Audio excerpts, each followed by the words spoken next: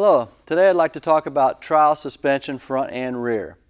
Trial suspension is extremely soft and it bottoms out on most drops greater than 3 feet high. So if you're a motocrosser, you just need to get used to a very soft suspension and bottoming out on big drops. The suspension's soft for a reason, mainly due to traction. Trials is all about traction. We need to stick to the rock, stick to the log, stick to the ground in general, okay? So if we crank the spring way up on the rear end or put spacers in the fork springs or big heavy springs in the forks and get the bike all sprung like a motocross bike, we're going to be deflecting and bouncing off of everything. And it's actually going to feel a little bit out of control, okay?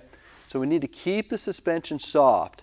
Don't worry about bottoming out. It just happens on a trials bike. But you want to have a little bit of sag in the rear end. When you release it and pull up, the bike's going to have an inch or two of sag, both front and rear. So you can see on the front forks, when I pull up, there's sag. On the rear shock, when I pull up, there's sag. It's important to have that sag so we can stick to the objects.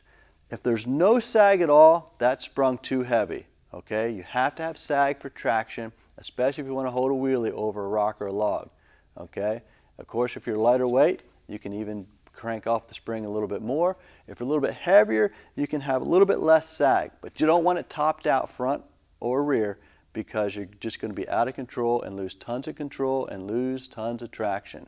Keep your trial suspension soft. Thank you.